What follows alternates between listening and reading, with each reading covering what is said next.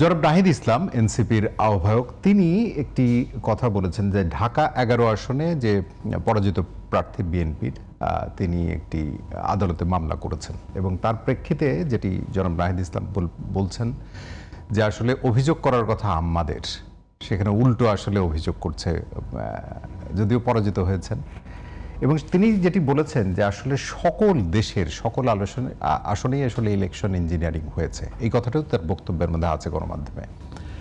আমার কথা যে ইলেকশনটা হলো এবং সেই ইলেকশনের বিরোধী পক্ষ কিন্তু যা কিছুই হোক তারপরেও কিন্তু ইলেকশন মেনে নিয়ে সরকারি দল বিরোধী দল দুই চাকার যে সাইকেল সমানভাবে চলার কথা, এর মাঝখানেই এই কথাগুলো সামনের রাজনীতিতে সংসদে হোক সংসদের বাইরের হোক কি ধরনের উত্তাপ তৈরি করতে পারে? হ্যাঁ, ধন্যবাদ। প্রথমে আমি আজকে সদরঘাটের লঞ্চ দুর্ঘটনায় যারা প্রাণ হারিয়েছেন তাদের রুহের আত্মার মাগফিরাত কামনা করছি এবং শোক সন্তপ্ত যে পরিবার আছে তাদের প্রতি সহানুভূতি জানাচ্ছি। পাশাপাশি ট্রেন দুর্ঘটনায় প্রায় শতাধিক মানুষ আহত হয়েছে, তাদের দ্রুত আরোগ্য কামনা করতেছি।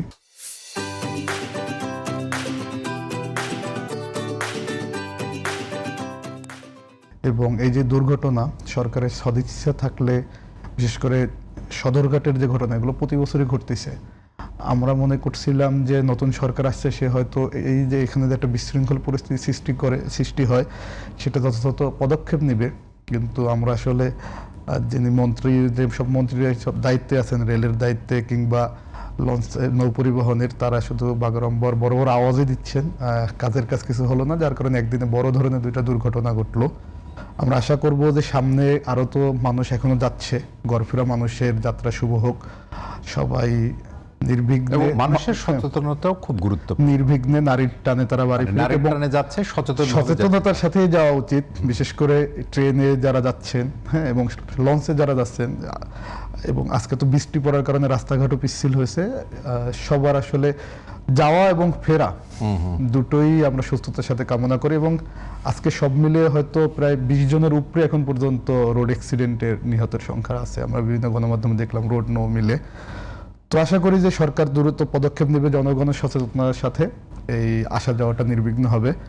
দেখেন, নির্বাচনের যে বিষয়টা বললো আপনি, ইলেকশন ইঞ্জিনিয়ারিং এর ব্যাপারটা যদি বলেন, আমরা কিন্তু শুরু থেকেই বলে আসছিলাম যে নির্বাচন কমিশন আসলে নিরপেক্ষতার সাথে কাজ করছে না।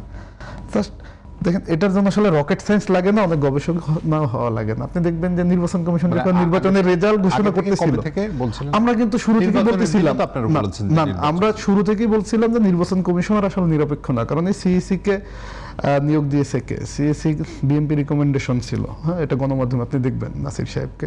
এবং এই যে নারী যিনি ছিলেন নির্বাচন কমিশনার, তার হাজবেন্ড তো বিএনপির মনোনয়নের জন্য ব্যাপক দৌড়ঝাঁপ করছিলেন। তো সবকিছু মিলে যখন নির্বাচনের ফলাফল ঘোষণার দিকে যদি আপনি তাকান, নিয়োগ কি বিএনপির দেওয়ার সুযোগ ছিল না? এখানে এই আইনটাই তো একটা হলো কালো আইন। যদি সংস্কার পরিষদে যে আপনার নতুন রিফর্মে আসতেছে নির্বাচন কমিশন যেভাবে হবে, এটা উভয় দলের একটা মতামতের ভিত্তিতে, মানে একটা প্যানেলের মাধ্যমে নিয়োগ হবে। কিন্তু যে আইনটার অধীনে নির্বাচন কমিশন গঠন করা হয়েছে, এটা শেখ হাসিনার 2021 না 22 সালের দিকে করা একটা কালো আইন। এবং 2024 সালের নির্বাচন যে বিএনপি বয়কট করছিল, তার অন্যতম কারণ ছিল, তারাই বলছিলেন যে এই এরকমের একটা কমিশন গঠন করা হলে এটা একটা আজ্ঞাবহ কমিশন হয়, সে যাকে খুশি তাকে ক্ষমতায় বসিয়ে দিতে পারে, যার জন্য কিন্তু 2024 নির্বাচন তারা বয়কট করে। তো আপনি দেখবেন নির্বাচনের ফলাফল ঘোষণার দিকেই যদি তাকায়, আগে পরের দিকগুলো দেখতে পারবেন আপনি। বিরোধী দলীয় জোটকে নির্বাচনী আসন যে কয়টা দেখানো হয়েছে, আমরা বলবো, দেখবেন যখন বিএনপির আসনের সংখ্যা 100-র উপরে ঘোষণা করা হয়েছে, জামাত এনসিপি জোটের তখন ঘোষণা করা হয়েছে 10 থেকে 12টার মতো। অর্থাৎ সে শুধু মানে সারা বাংলাদেশ থেকে কি শুধু মানে বিএনপির আসন থেকে ফলাফলগুলোই আসতেছিল, অথচ বিএনপি যেসব আসনে জিতছে, মানে ওই সময় ফলাফল ঘোষণা করা হয়েছে শুরুর দিকে, এগুলো দেখবেন যে এগুলো অনেক বড় বড় আসন, 4 লাখ 5 লাখ ভোটের আসন। আর জামাত এনসিপি জোটের যে আসনগুলো জিতছে, এগুলো মানে কিছু কিছু আসন ছিল ছোট আসন, 2.5 লাখ 3 লাখ ভোটের আসন। সেই আসনগুলোর ফলাফলও ঘোষণা করা হয়েছে গভীর রাতে। অর্থাৎ এখানে একটা প্রথমে মাইন্ড গেম খেলছে নির্বাচন কমিশন। এখানে মিডিয়ার বন্ধুরা আমাদের ছিলেন, আমরা তার আগের দিন সংবাদ সম্মেলনে বলছিলাম যে ব্ল্যাক আউট করে ফেলছে বিরোধী দলকে।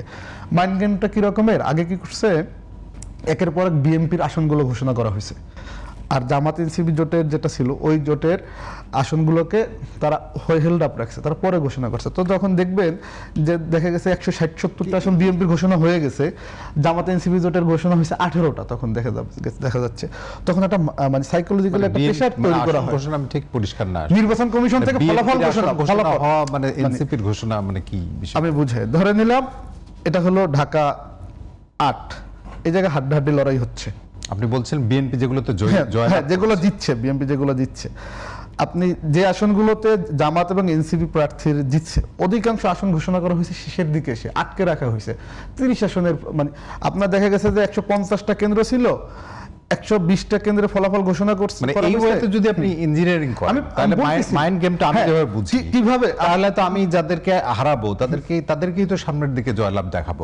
না এটাও তো হইতে পারে। আপনার 100 কি করা হয়েছে আপনি সেইটা দেখেন। ইঞ্জিনিয়ারিং একটা উদাহরণ দেই, 150 আসন, রাইট? 80টা ঘোষণা হয়ে গেছে আপনার 3 ঘন্টার মধ্যে, বাকিগুলো আর ঘোষণা করা হচ্ছে না। ওদিক থেকে একের পর এক অন্য আসনগুলো ঘোষণা করা হচ্ছে, যেগুলো বিএনপি জিতে আসতেছে।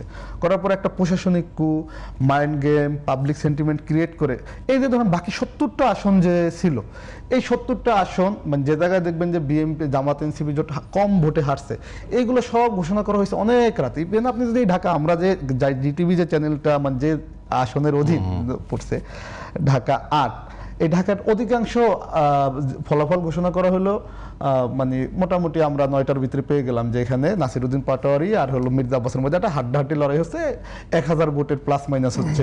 কখনো নাসির আগে যাচ্ছে, কখনো মির্জা আব্বাস সাহেব এগিয়ে যাচ্ছেন। এরপর হঠাৎ করে ফলাফল ঘোষণা নাই, সব বন্ধ।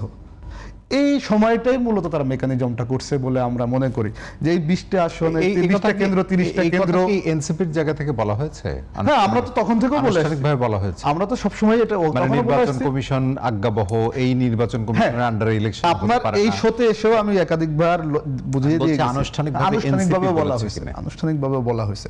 এবং এনসিপি এর জন্য বারবার দাবি করে আসছিল যে ঐক্যমত কমিশনের যে বেসিসটা করা হয়েছে যে এভাবে উভয় দলের মানে সম্মতির ভিত্তিতে একটা নির্বাচন কমিশন করা হোক, এভাবে বলা হয়েছিল যেহেতু যে আমরা একটা কনসেনসাসে পৌঁছেছি তাহলে আমরা এখানে বসেই একটা নির্বাচন কমিশন করি, কিন্তু এটা আসলে সামহাও করা হয় না বা করেন নাই।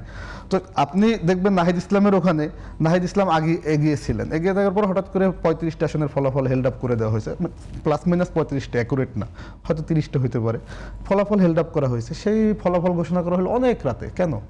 ওখানে কিন্তু চেষ্টা করা হয়েছিল, পরে আমাদের নেতাকর্মীরা গেল ওখানে গিয়ে এগুলো তো সবই অ্যাজাম্পশন, এগুলোর কোনো ভিত্তি আছে না, এইভাবেই তো করা হয়েছে। আমি জনাব নাহিদ ইসলামের কথা যদি ধরি যে অভিযোগ করার কথা আমাদের তারা করছে, অভিযোগ তো দুই পক্ষ থেকে হতে না, নাহিদ ইসলামের চেষ্টা করা হয়েছে এবং ইলেকশনটা হয়েছে তো অন্তর্বর্তী সরকারের অধীনে। নাহিদ ইসলামের ওইখানে এনসিপি নেতাকর্মীরা গিয়ে যখন প্রতিরোধ করা হয়েছে তখন ফলাফল ঘোষণা করতে বাধ্য হলো।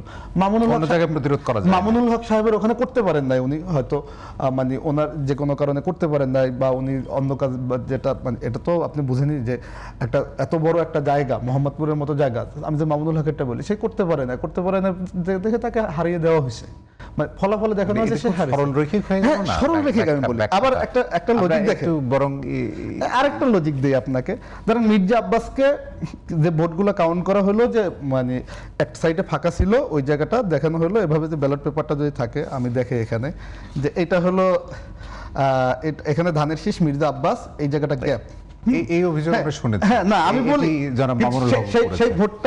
সেই ভোটটা দেওয়া হয়েছে যে হ্যাঁ ধরে নেওয়া হয়েছে এটা মির্জা আব্বাসকে দিছে, কিন্তু ভুলে এখানে পড়ছে। এই বেসিসে কিন্তু মামুনুল হকের ক্ষেত্রে কিংবা মিয়া গোলাম পরোয়ার ক্ষেত্রে কিন্তু আবার এটা কাউন্ট করা হয় না। ইভেন আপনি কিভাবে ধরে নিলেন যে এখানে ভোটটা আসলে মির্জা আব্বাসকে দিছে? কেন উপরের প্রার্থীদেরকে দিতে পারতেন আপনি, ববি হাসদাসকে তো দিতে, ববি হাসদাসকে কেন কি করবে এনসিপি? না, আপনারা তো দেখতে পাচ্ছেন যে অলরেডি আমাদের অনেক মানে জামাত এনসিপি জোটের যারা পরাজিত প্রার্থী আছে, আমি যতটুকু শুনছি 57 থেকে 60 মানে জামাতের থেকে ফাইল রেডি করা হয়েছে। হ্যাঁ, অনেকেই কিন্তু অলরেডি মামলা করছেন, আদালত অনেকগুলো ব্যালট বাক্স এটা বিএনপির যদি পরাজিত প্রার্থী মামলা করে তাহলে সমস্যা আছে কোনো? না, নাহিদ ইসলাম কোন জায়গাটা বললেন? নাহিদ ইসলাম বললেন যে জায়গায় আমরাই মামলা করার কথা, যে আমার আসনও হলো আটকিয়ে রাখা হয়েছিল। তো দুইটাই তো বিবাদমান পক্ষ, একজন মামলা করলে আরেকজন করলে আপনি মানবেন না কেন? মানে এটা হলো না যে আপনি সরকারি প্রভাব, তো এই নির্বাচনের আগে তো সরকারি প্রভাব ছিল না।